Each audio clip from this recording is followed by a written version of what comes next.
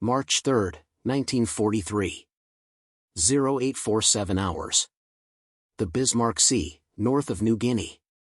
Lieutenant Commander Paul Pappy Gunn watched through binoculars as 8 B-25 Mitchell bombers approached a Japanese convoy at 10,000 feet.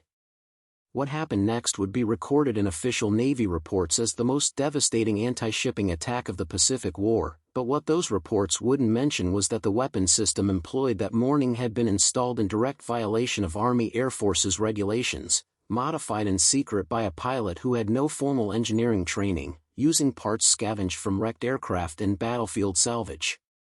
The Japanese would lose an entire convoy in less than 4 minutes. The Americans would lose 0 aircraft. And the Pentagon would have to decide whether to court-martial the man who made it possible or give him a medal. The crisis in anti-shipping warfare had been building since Pearl Harbor. By January 1943, Japanese supply convoys were operating with near impunity across the Southwest Pacific. American bombers attempting high-altitude attacks against ships achieved hit rates of less than 2%, a catastrophic failure that was bleeding the Allied advance dry. The mathematics were brutal. A standard B-25 Mitchell carrying 8 500-pound bombs, attacking from 10,000 feet, had to account for target movement, wind drift, and the time delay between release and impact. Japanese ships, capable of speeds up to 25 knots, could easily maneuver out of a bomb's trajectory during the 30-second fall time. Major General George Guinea, commanding the 5th Air Force, had documented the disaster in his January 15, 1943 report to General Douglas MacArthur. Current bombing methods against shipping targets are producing unacceptable results. 72 sorties in the past month have resulted in 2 confirmed sinkings. At this rate, we cannot interdict Japanese supply lines. The Japanese understood their advantage perfectly. Captain Shigetaka Oshima, commanding the convoy escort destroyer Shikanami, had written in his action report from January 28, American bomber formations pose minimal threat to properly maneuvered vessels. Standard evasive protocols are highly effective against high-altitude bombing. But there was a man in the 5th Air Force who refused to accept these numbers. Lieutenant Commander Paul Gunn, a 42-year-old former Navy pilot turned Army Air Forces officer, had personal reasons for wanting to sink Japanese ships. His wife and 4 children were trapped in the Philippines, captured when Manila fell. Every Japanese convoy that reached New Guinea delayed the American advance that might eventually free them. Gunn had transferred to the Army Air Forces in 1940 and found himself assigned to the 3rd Attack Group as a maintenance officer, a position that gave him access to damaged aircraft, spare parts, and most importantly, the freedom to experiment. By February 1943, he had studied every failed anti-shipping attack report he could access. The pattern was clear: altitude was the enemy. The higher the bomber flew, the more time the target had to maneuver. But flying low invited devastating anti-aircraft fire.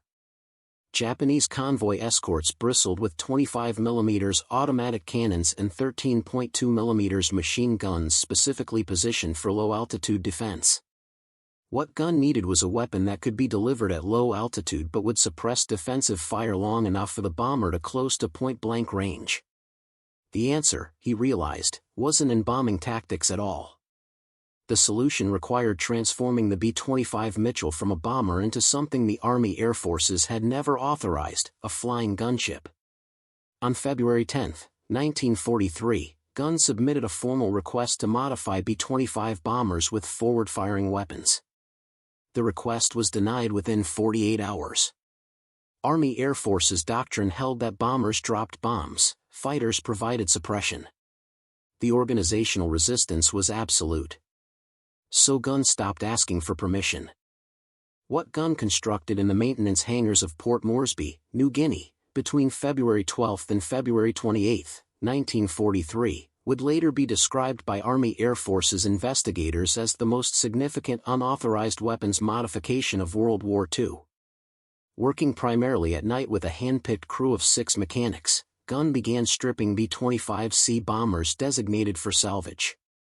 The official maintenance logs, preserved in National Archives records, show these aircraft listed as undergoing routine maintenance, a bureaucratic fiction that provided cover for what was actually happening. The modification started with the bombardier's position in the aircraft nose. Gunn's team removed the entire Norden bombsight assembly, the plexiglass nose cone, and the bombardier's seat. In their place, they installed a solid metal nose cone fabricated from salvaged aluminum sheets. This wasn't for aerodynamics, it was to create a gun platform. Into this solid nose, Gunn's crew mounted 4.50 caliber Browning M2 machine guns, salvaged from wrecked P-40 fighters. The guns were positioned in a tight cluster, converging their fire at approximately 400 yards. Each gun belt fed from ammunition boxes positioned in the former bomb bay, providing 350 rounds per gun, enough for sustained firing. But Gunn didn't stop there. On both sides of the forward fuselage, his team cut openings and installed 2 additional .50 caliber guns, angled slightly forward. The modified B-25 now carried 8 forward-firing .50 caliber machine guns, more firepower than a P-38 Lightning fighter. Technical Sergeant Raymond Wilkins, one of Gunn's crew, later testified to Army investigators, "We knew it was unauthorized. But Pappy showed us the math. 8 guns firing simultaneously would put out 80 rounds per second. That would shred any ship's anti-aircraft positions before they could track us." The weight distribution created aerodynamic challenges. The nose-mounted guns added approximately 800 pounds forward of the center of gravity. Gunn compensated by removing the lower turret gun position and repositioning radio equipment aft. Flight testing, conducted in pre-dawn hours to avoid command attention, revealed the modified aircraft actually flew better than standard B-25s. The nose weight improved stability during low-altitude runs. Gunn developed tactics to match the weapon. The attack profile called for approaching at wave-top height, below radar coverage. At 1,000 yards, the pilot would begin firing, walking the stream of tracers toward the target. The concentration of fire would suppress deck guns and superstructure personnel. At 500 yards, the pilot would release bombs using an improvised sight gun had created from a grease pencil mark on the windscreen. By March 1, 1943, Gunn had modified 12 B-25 bombers. Not a single modification had been authorized. Army Air Force's regulations explicitly prohibited field modifications without right field engineering approval, a process that typically took 6 months. General Kenny's intelligence officer, Colonel Lester Maitland, discovered the modifications during a routine inspection on March 2. His initial reaction, documented in his diary, was fury. Gunn has created a court-martial nightmare. These aircraft are dangerously modified and completely unauthorized. But Kenny himself had a different response. According to his memoir, he told Maitland, "Tomorrow there's a Japanese convoy coming through the Bismarck Sea. Let's see if Gunn's gunships work before we decide whether to court-martial him or promote him." March 3, 1943. 0620 hours. Port Moresby Airfield. 12 modified B-25s lined the runway alongside conventional bombers preparing for what 5th Air Force Intelligence designated Operation Strafing, though the code name would prove grimly inadequate for what was about to unfold. The target was a Japanese convoy detected by reconnaissance aircraft 48 hours earlier, 16 transport ships carrying 6,900 troops of the Japanese 51st Division, escorted by 8 destroyers. The convoy was bound for New Guinea, carrying reinforcements that could stabilize the entire Japanese defensive line. Lieutenant William Bill Benn, pilot of the lead modified B-25 designated Scrap Iron 4, had received his briefing directly from Gunn. The attack plan violated every principle of conventional bombing doctrine. Instead of approaching at safe altitude, the modified B-25s would attack at masthead height, so low that bomb fuses would need to be set for delayed detonation to avoid destroying the attacking aircraft with their own blast. The weather gods favored the attackers. Low clouds at 2,000 feet provided concealment until the final approach. At 0847 hours, breaking through the cloud base, Benn's formation spotted the convoy steaming in neat columns across calm seas. What followed was recorded in Japanese survivor accounts as Jigaku no Aim, the rain from hell. Benn's after-action report, filed March 4 and preserved in Air Force Historical Research Agency archives, described the attack with technical precision that barely concealed the violence. Commenced attack run at 0848. Altitude 50 feet. Speed 265 knots. Opened fire at 1,200 yards with all forward guns. Observed tracer strikes on target vessel superstructure. Defensive fire negligible, enemy gun crews apparently suppressed by our fire. Released ordnance at 400 yards. Observed direct hit amidships. Vessel began listing immediately. But the dry official language concealed a massacre. 8.50 caliber guns firing simultaneously created a stream of metal that literally swept Japanese gun crews from their positions. Ships' bridges, anti-aircraft positions, and deck personnel were shredded before they could effectively return fire. The modified B-25s would approach each ship in sequence, guns hammering, then release bombs at point-blank range where missing was impossible. The delayed fuse bombs would penetrate hulls before detonating, destroying ships from within.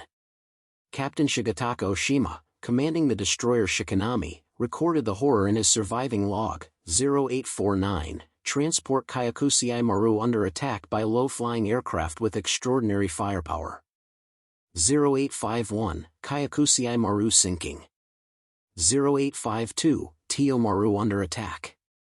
Unable to provide effective defensive fire. Enemy aircraft firing continuously from distances exceeding normal range. The attack lasted 4 minutes of sustained violence. Conventional B-25s and Australian Beaufighters joined the assault, but it was Gunn's modified gunships that broke the convoy's back. Ships attempting evasive maneuvers found themselves under fire from multiple attackers, their defensive weapons silenced by the overwhelming volume of incoming fire. By 0920 hours, the Bismarck Sea was littered with burning, sinking, or dead-in-the-water vessels. Japanese survivors clung to wreckage as American aircraft circled overhead, documenting the destruction with gun cameras. Before we jump back in, tell us where you're tuning in from, and if this story touches you, make sure you're subscribed, because tomorrow, I've saved something extra special for you. March 4, 1943.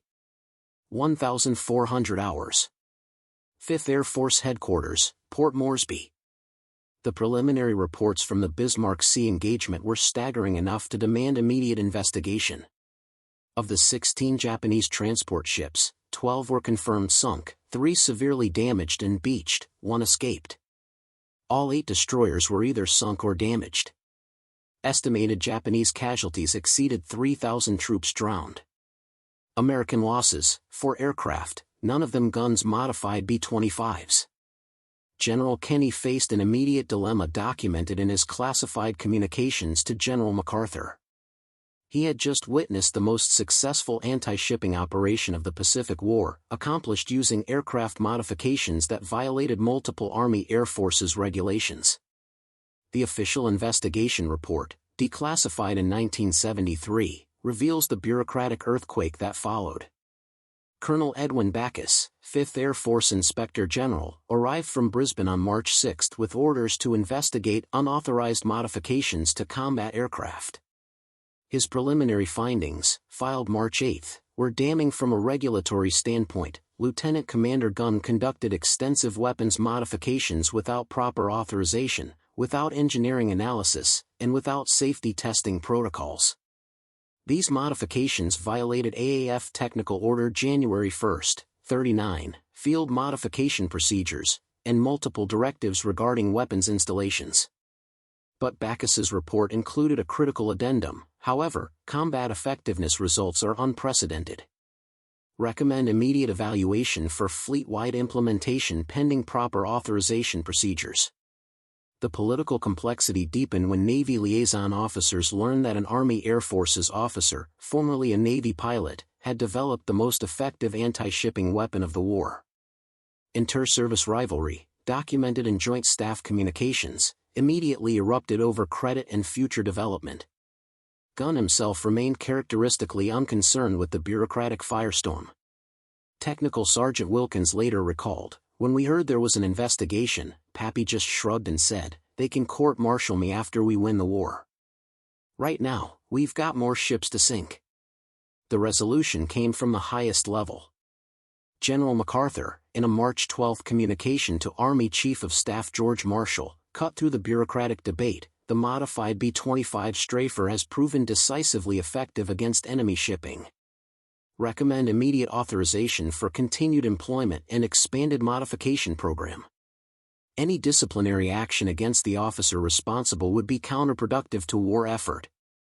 On March 15, 1943, the War Department issued Technical Order 01-25C3, officially authorizing the B-25G Strafer configuration, essentially legitimizing everything Gunn had already built.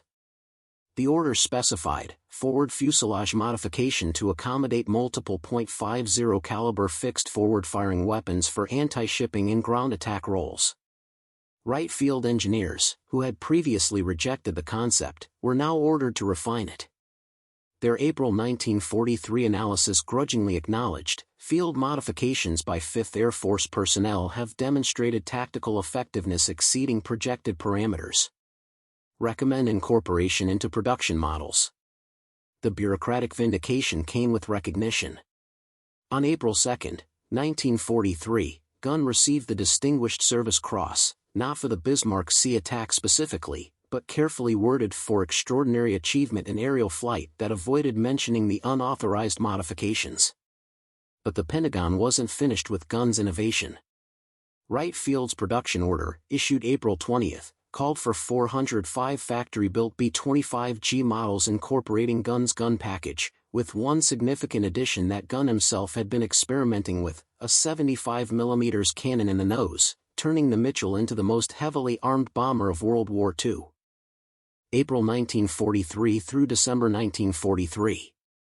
The Bismarck Sea victory had proven the concept, but Gunn and his growing team of modification specialists were far from finished. What followed was a period of rapid tactical evolution that would transform the B-25 from a medium bomber into what military historians now call the first modern gunship. The addition of the 75mm M4 cannon, the same gun used in M4 Sherman tanks, created a weapon system unprecedented in aerial warfare. Installation records from the 3rd Air Depot Group show the complexity. The cannon weighed 900 pounds, required a complex recoil mechanism, and could carry only 21 rounds. But those 21 rounds could destroy any ship short of a battleship with a single hit. Lieutenant Colonel Clinton Casey Vinson, commanding the 3rd Attack Group, worked with Gunn to develop new tactics documented in classified tactical bulletins. The evolution proceeded in stages. April-May 1943 focused on coordinated attacks mixing cannon-armed B-25GS with machine gun-only B-25CS. June-July introduced the commerce destruction pattern, systematic hunting of individual Japanese cargo vessels attempting to supply isolated garrisons. The results were documented in Japanese naval records captured after the war. Vice Admiral Gunichi Mikawa, commanding the 8th Fleet based at Rabaul, reported to Tokyo on July 15, 1943, American Strafer aircraft have rendered daylight convoy operations unsustainable in the Bismarck Sea region. Losses to shipping exceed replacement capacity. Recommend suspension of daylight operations. This represented a complete reversal of the strategic situation from just 4 months earlier. The Japanese, who had operated convoys with near impunity, were now forced into night operations, slower, more dangerous, and far less efficient. Gunn's modifications continued evolving. August 1943 modifications added 2 additional .50 caliber guns in waist positions, creating overlapping fields of fire. September trials tested incendiary ammunition mixed with armor-piercing rounds. The combination proved devastatingly effective against both ship structures and aircraft on the ground during airfield attacks. The tactical flexibility astounded conventional planners. Major Richard Ellis, 5th Air Force operations analyst, documented in his September 20 report, the modified B-25 has proven effective in roles never envisioned: anti-shipping, anti-aircraft, strafing parked aircraft, ground support, and even air-to-air combat. Enemy fighters attempting to intercept strafer formations have been destroyed by forward-firing armament. This last capability was demonstrated dramatically on October 12, 1943, when Captain Edward Larner's B-25G encountered 3 Japanese A-6M0 fighters near Wewak. Instead of evading, Larner turned into the attack, opening fire with his nose guns and 75mm cannon. Official records confirm he destroyed 2 Zeros and damaged the 3rd, the only recorded instance of a medium bomber defeating fighters in frontal combat. By December 1943, 5th Air Force had 87 modified B-25s in operation. Training protocols, initially non-existent, were now codified in official manuals. Gunn's illegal experiment had become institutional doctrine. The impact extended beyond the Pacific. North African and European commanders, reading reports of the strafer's effectiveness, began requesting similar modifications for Mediterranean and European operations. The 8th Air Force in England initiated trials of modified B-25s for attacking German shipping in the Baltic. December 1943 through March 1944. The Strafer program's success came with costs that official reports rarely acknowledged. The psychological burden on crews operating these aircraft, and the nature of the killing they inflicted, created unique challenges documented in military medical records and chaplain reports. Captain Nathan Holbrook, 5th Air Force flight surgeon, filed a classified medical assessment in January 1944 that revealed disturbing patterns. Strafer crews demonstrate combat fatigue symptoms at rates 40% higher than conventional bomber crews. The intimate nature of low-altitude attack, combined with visual awareness of casualties inflicted, creates psychological stress distinct from high-altitude bombing. The difference was visceral. High-altitude bombing crews rarely saw the results of their attacks directly. Strafer crews, approaching at masthead height, witnessed every detail. Gun camera footage preserved in military archives shows not just ships being destroyed, but individual human beings being killed by concentrated machine gun fire. Lieutenant Thomas Ridgway, a B-25G pilot, provided testimony to military psychiatrists in February 1944 that was sealed for 50 years. You see them. The Japanese sailors on deck. When you open fire, you see what the guns do to human bodies. It's not abstract. It's not dropping bombs from 4 miles up. You're pointing guns at people and pulling the trigger. Chaplain reports from March 1944, preserved in National Archives collections, document increased requests for counseling. Captain Paul Werner, 5th Air Force chaplain, wrote, "Strafer crews struggle with the directness of their role in killing. Unlike bomber crews who can maintain psychological distance, these men cannot avoid the reality of what they're doing." Yet the same reports note that crews recognized the necessity. The Strafer tactics were saving American lives by the thousands. Every Japanese convoy destroyed was troops and supplies that wouldn't reach New Guinea, wouldn't kill American soldiers in jungle fighting. Gunn himself wrestled with the implications. His personal letters, donated to the Air Force Museum by his family in 1987, reveal complex emotions. In a February 1944 letter to a fellow officer, he wrote, "I've created something terrible. But Japanese troops on those ships would have killed American boys on beaches. I can live with building weapons. I can't live with American boys dying when there was something I could have done to prevent it." The Japanese perspective, documented through post-war interrogations, showed their own moral reckoning.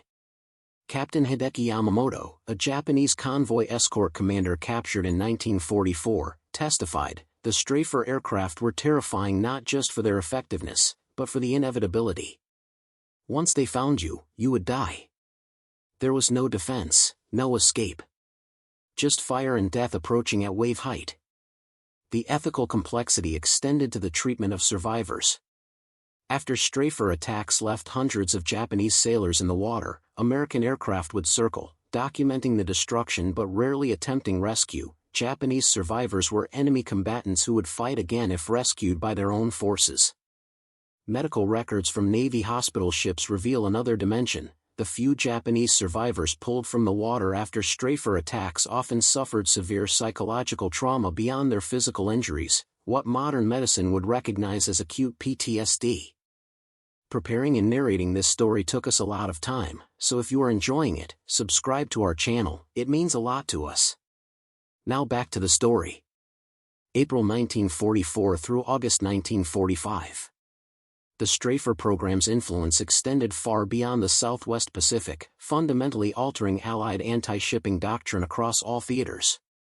What had begun as one pilot's unauthorized modification became a cornerstone of American aerial warfare strategy.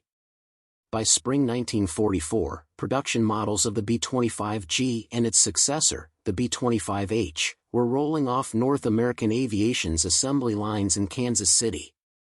The factory-built versions incorporated refinements based on combat experience, improved gun synchronization, enhanced armor protection for the pilot, and a lighter-weight 75mm cannon with increased ammunition capacity to 35 rounds.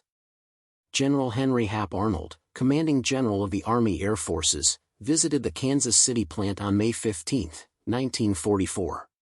His speech to workers, recorded in company archives, acknowledged the weapon's controversial origins. "What you're building here started as an illegal modification by a determined pilot who refused to accept that American boys should die for lack of proper tools. That pilot saw what needed to be done and did it. Now we're making his vision standard equipment." The strategic impact became measurable in Japanese logistics reports. Documents captured during the liberation of the Philippines in 1945 revealed the devastating effectiveness. A Japanese Army logistics assessment from November 1944 stated, American Strafer aircraft have reduced cargo delivery rates to forward areas by 73% compared to 1942 levels. Supply operations require 4 times the shipping tonnage to account for losses. This rate of attrition is unsustainable. Vice Admiral Shigeru Fukudome, commanding Japanese naval forces in the Philippines, was more blunt in his post-war interrogation. The Strafer aircraft made daylight shipping operations suicidal. We were forced into night convoys, which were slower and vulnerable to submarines. The combination of Strafer aircraft by day and submarines by night strangled our logistics completely. The weapon's versatility proved equally important.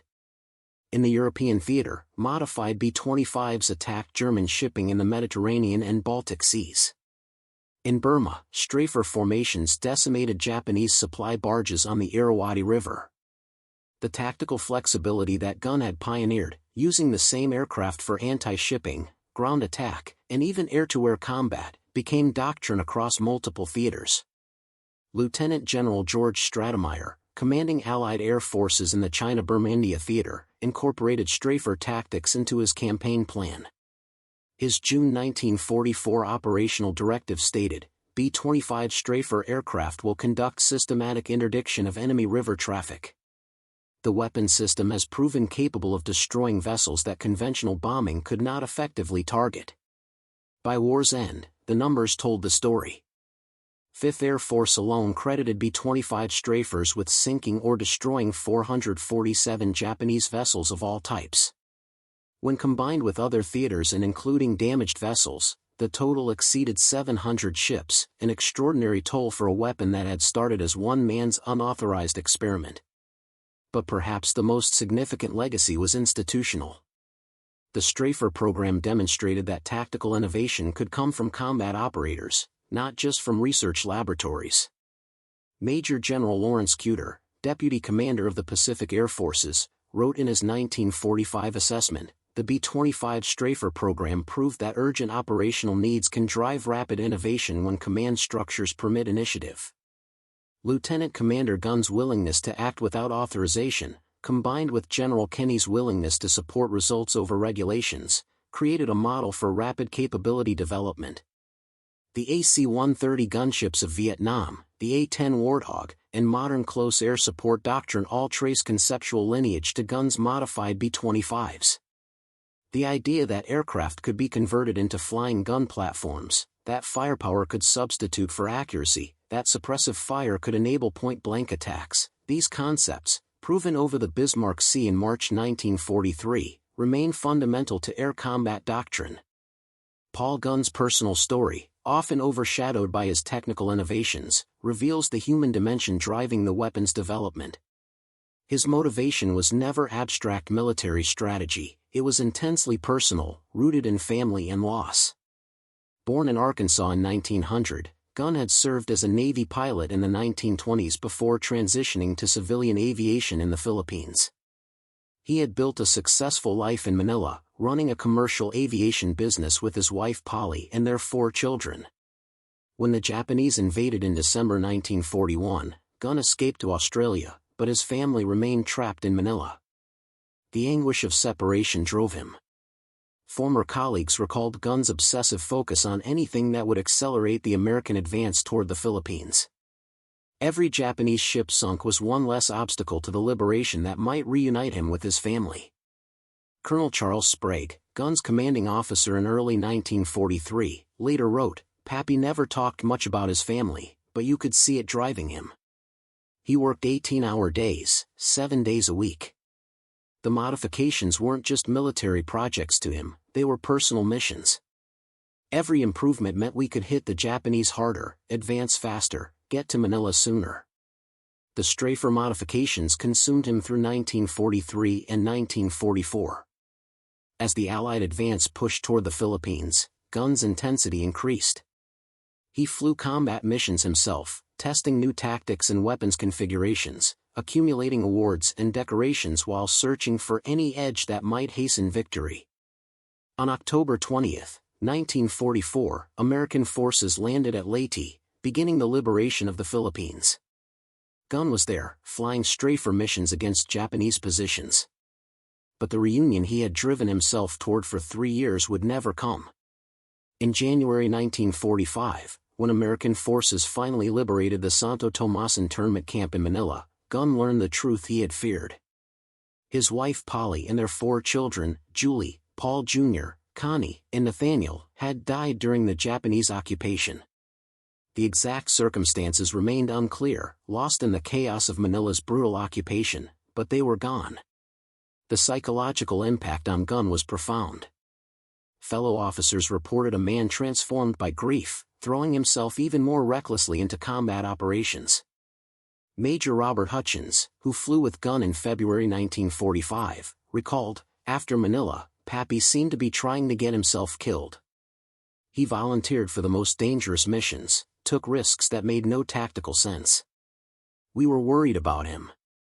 But Gunn channeled his grief into one final innovation.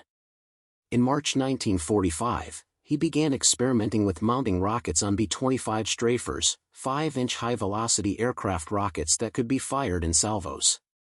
The concept was to create even more devastating attacks against Japanese positions. On April 11, 1945, while testing these rocket configurations on a combat mission over Luzon, Gunn's B-25 was hit by anti-aircraft fire. The aircraft crashed into a mountainside. There were no survivors. Paul "Pappy" Gunn was 44 years old. The official notification, sent to his brother in Arkansas, listed his achievements: Legion of Merit, Distinguished Service Cross, Silver Star, Distinguished Flying Cross with Oak Leaf Clusters, Air Medal with 13 oak leaf clusters. But these decorations couldn't capture what he had accomplished, or what he had lost.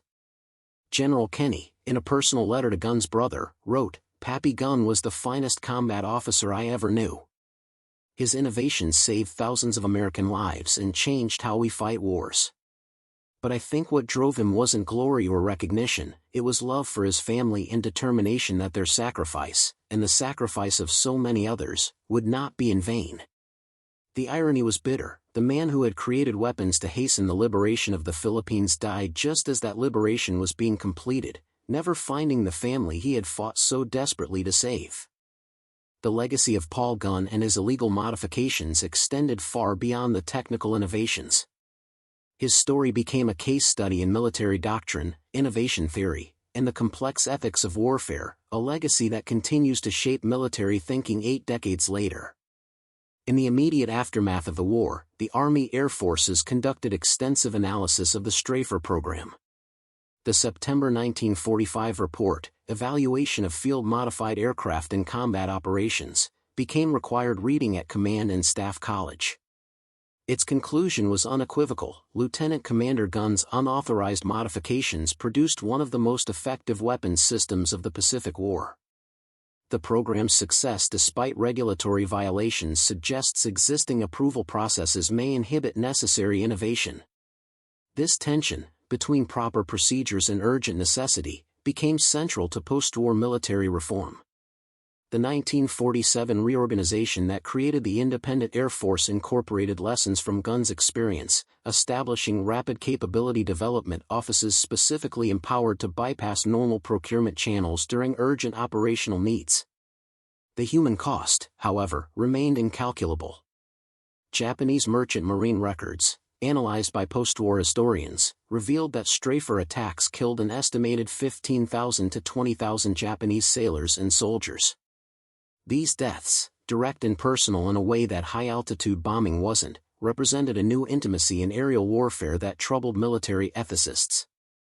Dr. Robert Patterson, who studied Pacific War tactics for the U.S. Army Historical Division in 1948, wrote, "The strafer program saved American lives by the thousands, perhaps tens of thousands. But it did so through a form of killing that was more direct, more visually immediate, than previous aerial weapons. The psychological cost to those who employed it, and the moral questions it raised, deserve serious consideration." The question of Gunn's unauthorized actions remained controversial.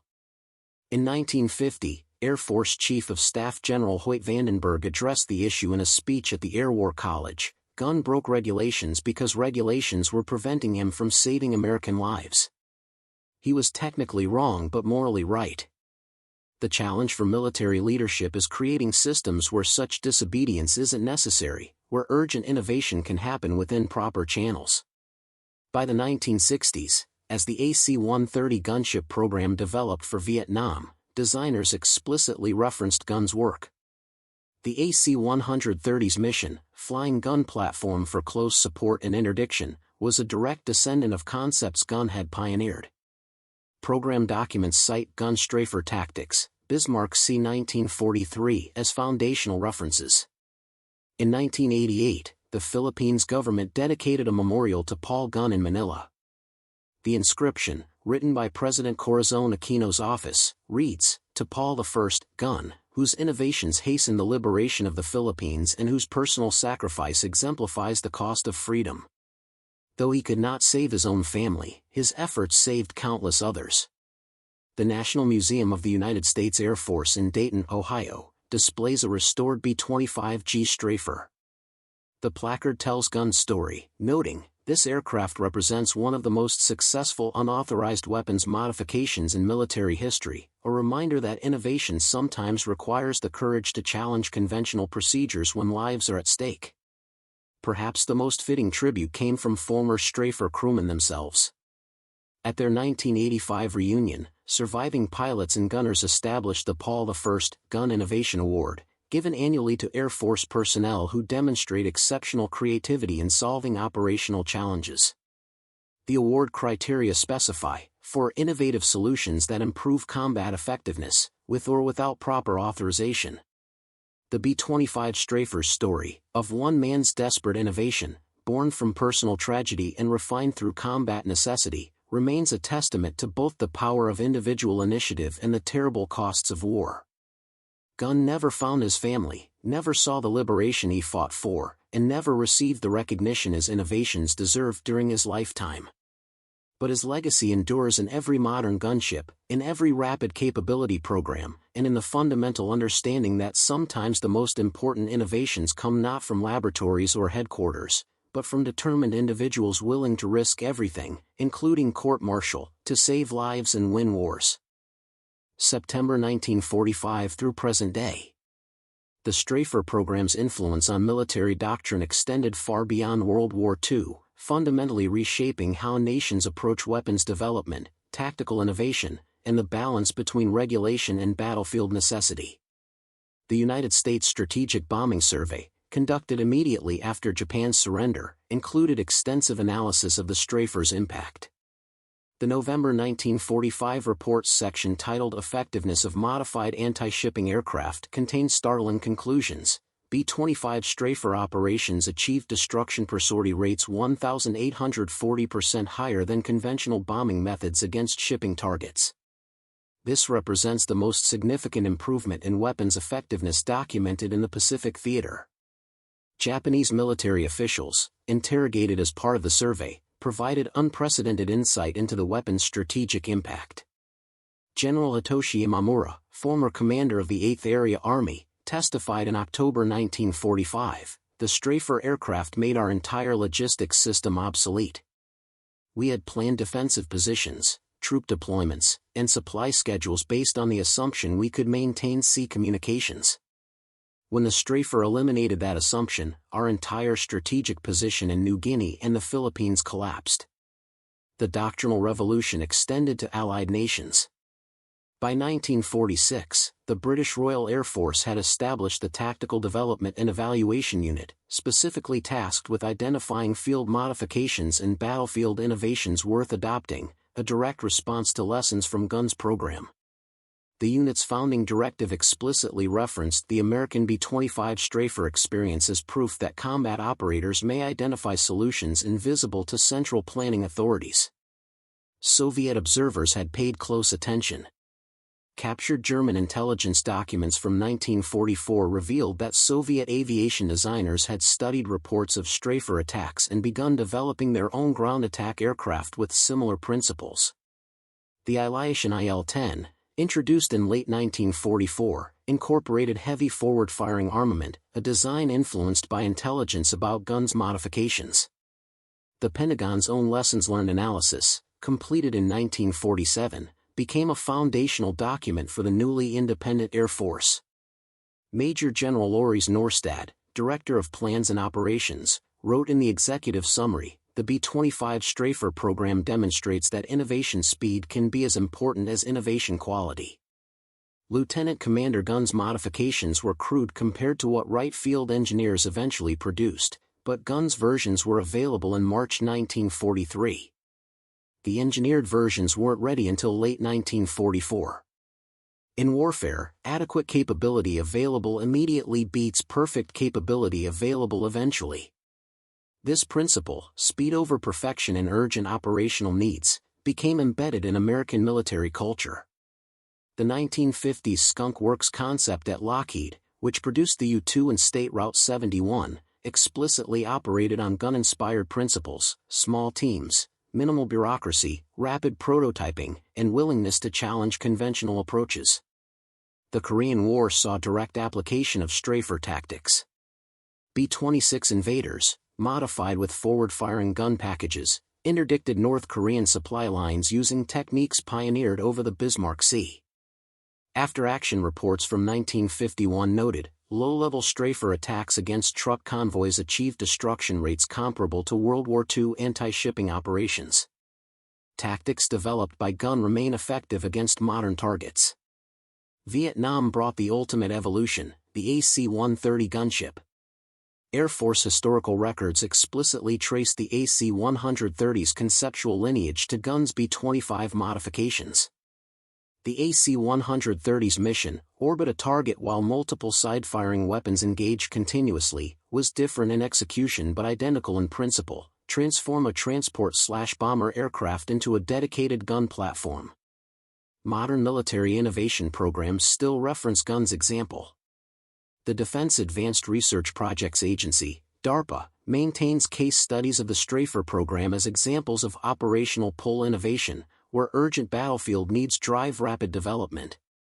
A 2019 DARPA Symposium on Rapid Capability Development featured a presentation titled "From Gunn's Strafer to Modern Rapid Fielding, 75 Years of Lessons Learned." The legal and ethical frameworks also evolved. Current Department of Defense regulations include provisions for urgent operational modifications that can bypass normal approval channels under specific circumstances, essentially legalizing what Gunn did, but with proper oversight. The regulations explicitly cite lessons from Pacific Theater Field Modifications 1942 to 1945 as justification. Up next, you've got two more standout stories right on your screen. If this one hit the mark, you won't want to pass these up. Just click and check them out. And don't forget to subscribe and turn on the notification bell so you don't miss any upload from us.